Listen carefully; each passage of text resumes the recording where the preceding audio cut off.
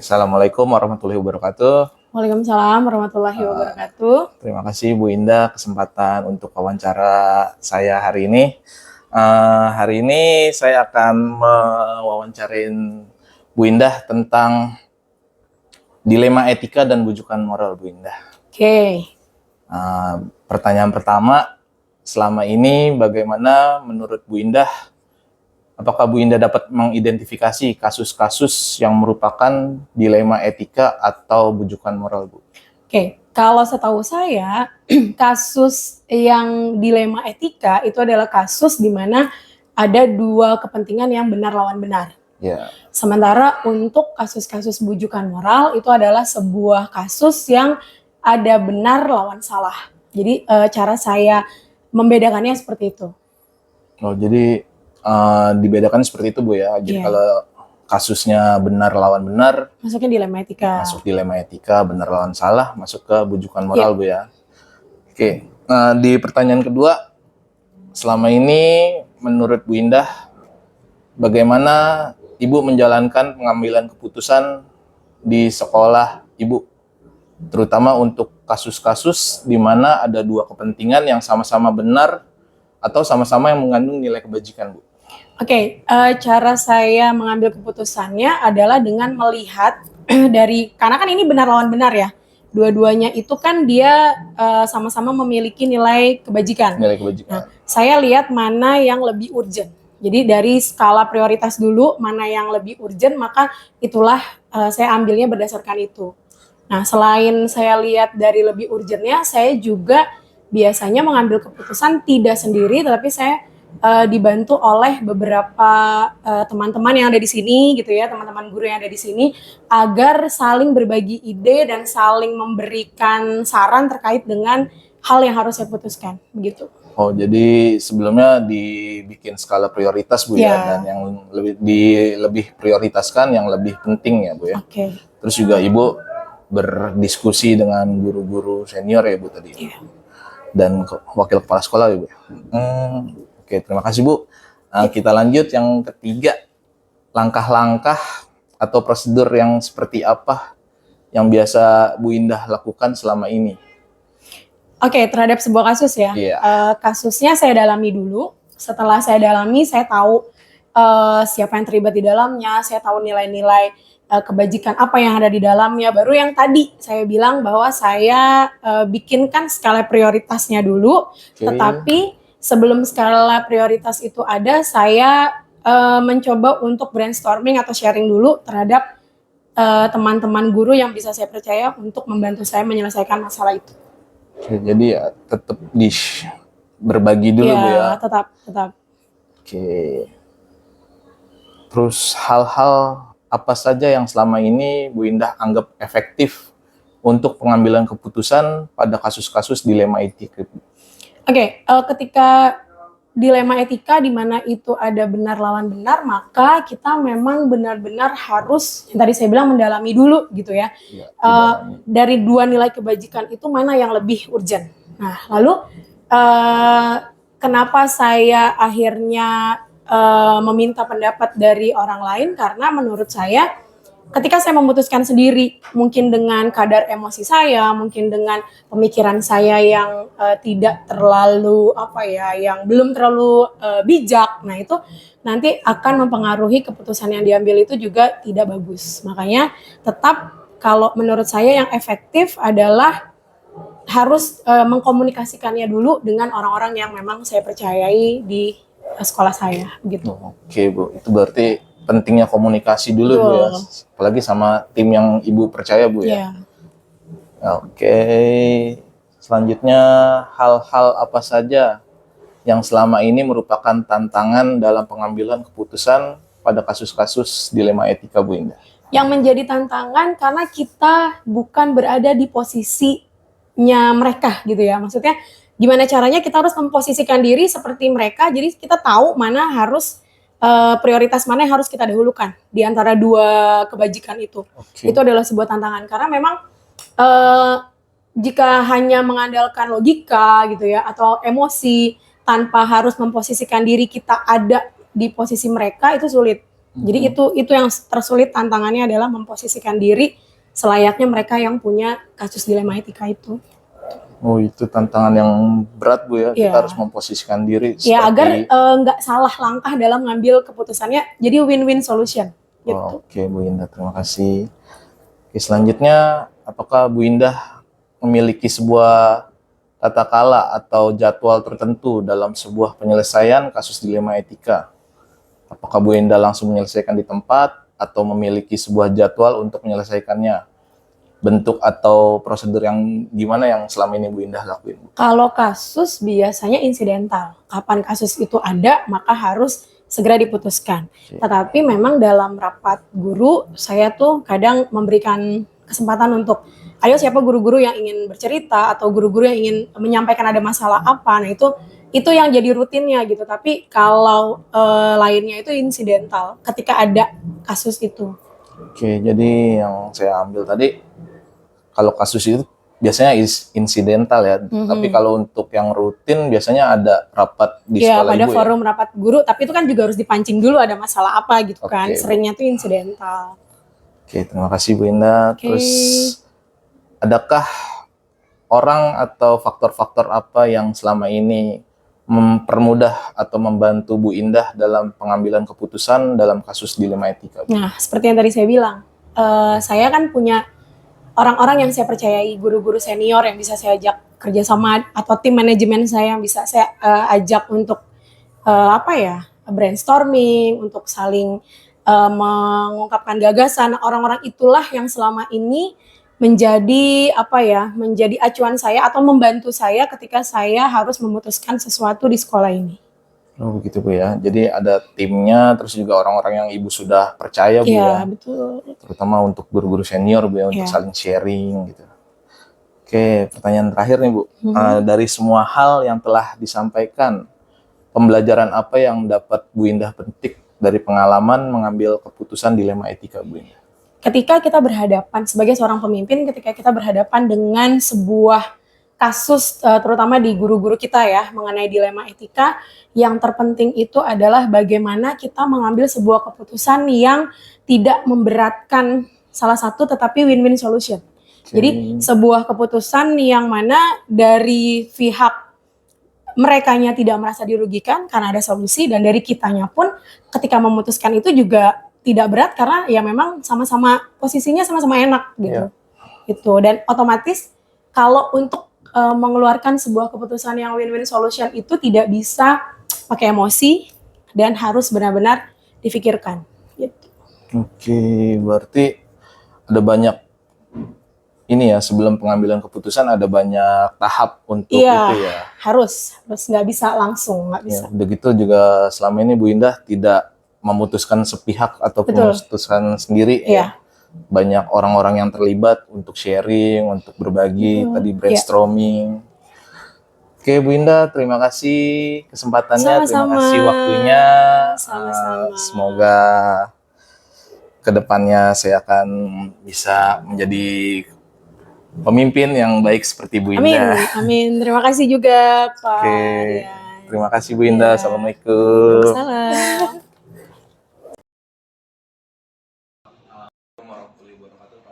Waalaikumsalam warahmatullahi wabarakatuh. Terima kasih kesempatannya untuk sore hari ini. Saya ada tugas untuk mewawancara kepala sekolah tentang dilema etika dan rujukan moral, Pak. Oke, pertanyaan pertama, selama ini bagaimana Pak Rusin dapat mengidentifikasi kasus-kasus yang merupakan dilema etika atau rujukan moral, Pak? Selama ini yang kebetulan ada di tanah tinggi sendiri ya terkait dengan etika ya.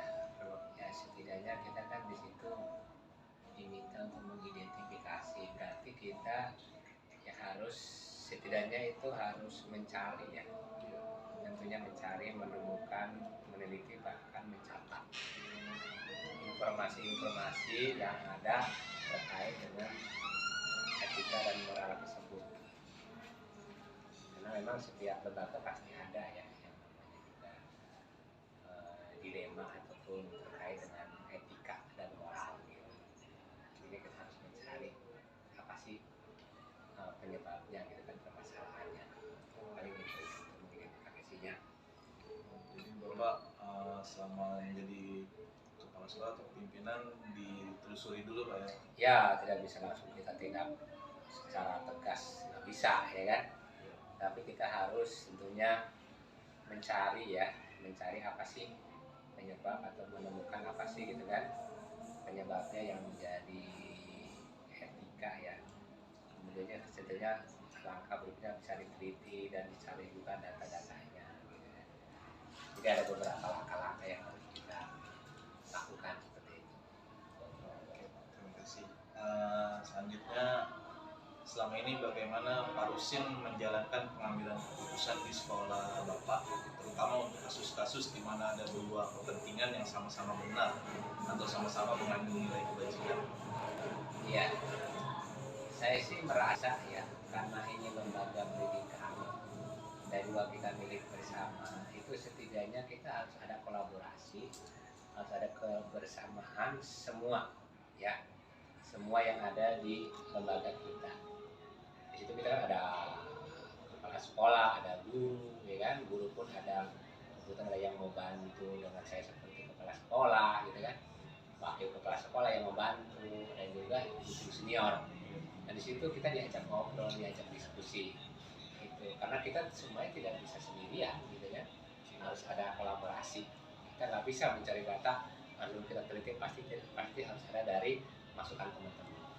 Gitu. Kita melibatkan semua stakeholder ya, gitu ya, dari wakil kepala sekolah, dari guru senior, ya kan, atau mungkin sumber-sumber lain yang dianggap kompeten nih, seperti itu.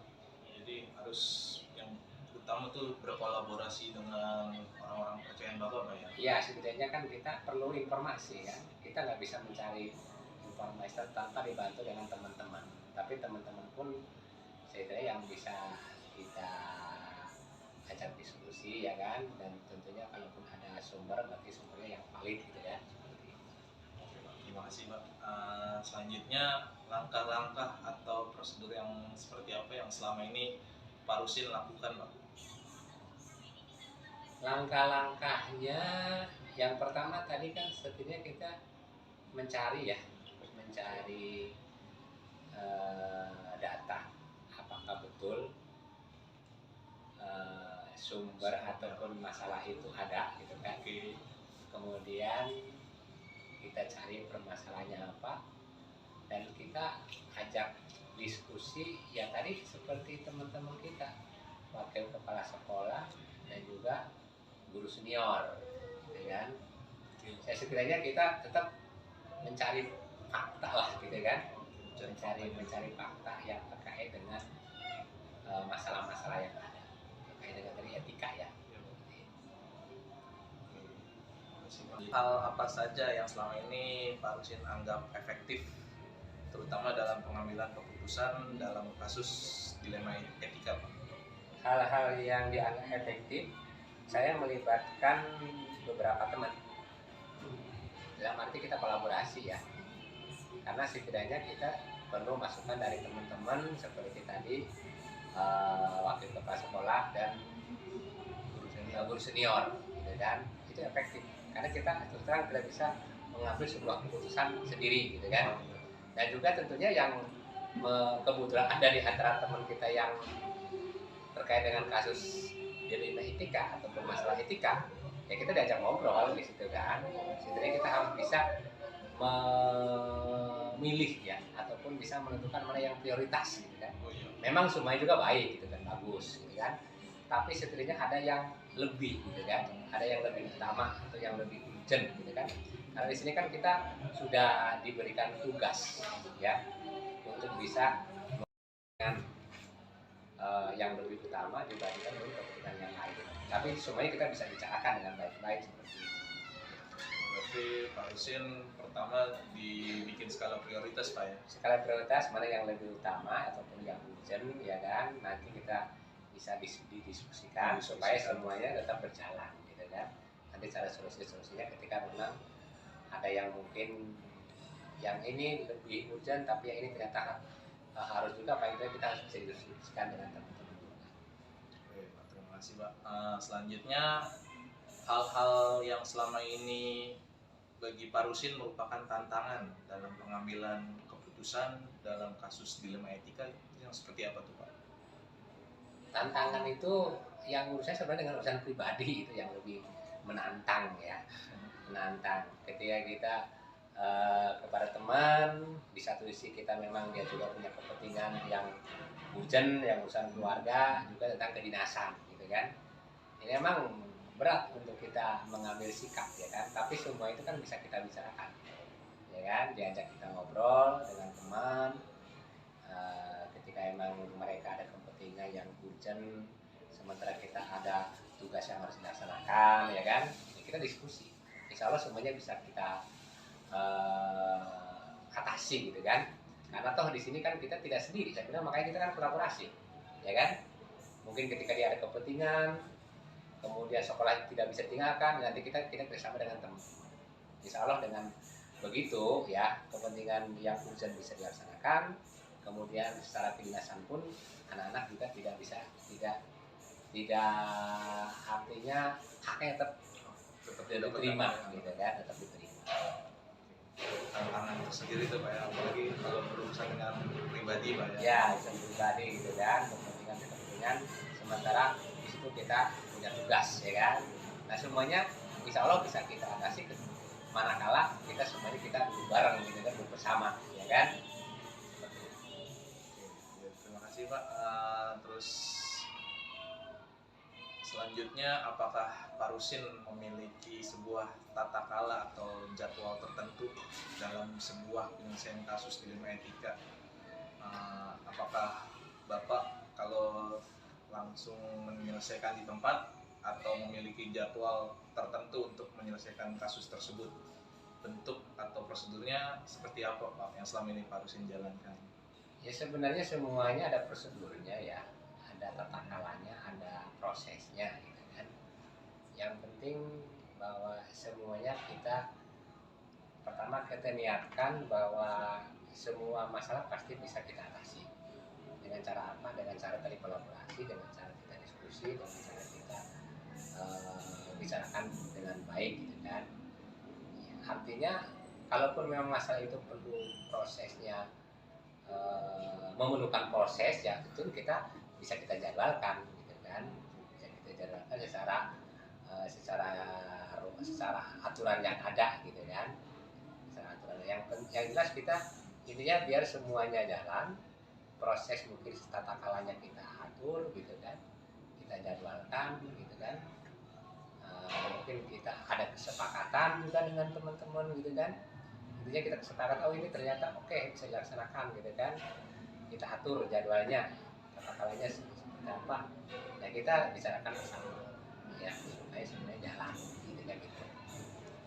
Jadi dibicarakan dulu Pak Ya dibuat jadwal, itu ada penjadwalan yang rutin ya kan, tapi kalaupun bisa diselesaikan dengan singkat ataupun bisa lebih cepat ya bisa kok, bisa juga. Jadi kapanpun ada masalah lebih cepat diselesaikan. Ya lebih cepat diselesaikan, tidak berlarut-larut.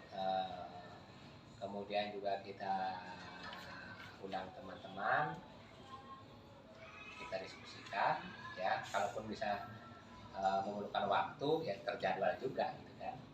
Oke. Oke, baik Pak. Terima kasih. Yang selanjutnya, adakah seseorang atau faktor-faktor yang selama ini membantu Bapak dalam mengambil keputusan dalam kasus dilema etika?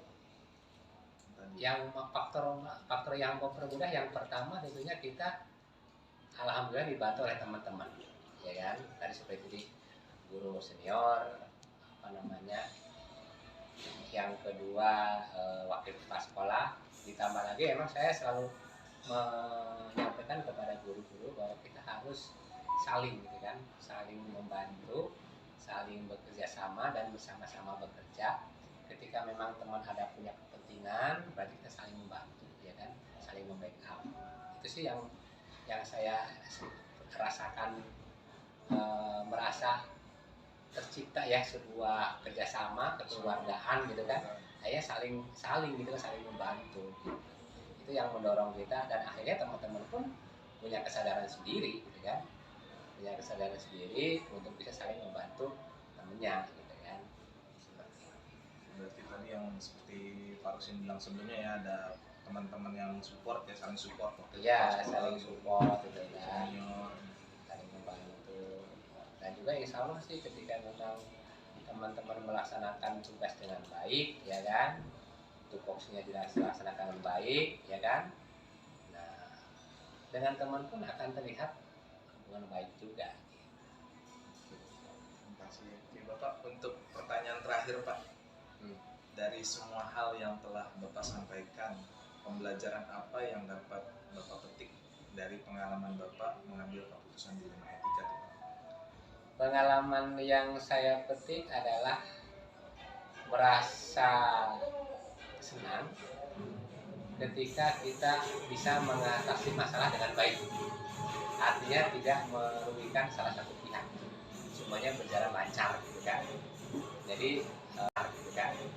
Jadi berjalan lancar, saling menerima, akhirnya saling kerjasama gitu kan. Dan kemudian kegiatan apapun terlaksana dengan baik gitu kan. Jadi kayak istilahnya win-win solution Pak. Win-win solution gitu kan. Jadi semuanya kita benar-benar bisa terselesaikan dengan baik gitu kan, solusi-solusi yang masalah-masalah yang ada, juga kita cari solusi yang ada, klop gitu kan, semuanya beres, semuanya menerima ya kan, akhirnya berjalan dengan baik. Semua terima kasih Bapak atas waktunya. Semoga apa yang Bapak sampaikan dan Bapak berikan kepada saya itu jadi masukan yang baik, jadi pembelajaran yang baik buat saya ke depannya, jadi pengalaman saya ke depannya suatu hari untuk bisa seperti Bapak menjadi pimpinan yang baik Pak. Sama-sama ya, terima kasih sukses buat kalian ya. Amin. Terima kasih Bapak. Semangat. Terima kasih Bapak. Ya. Waalaikumsalam warahmatullahi wabarakatuh.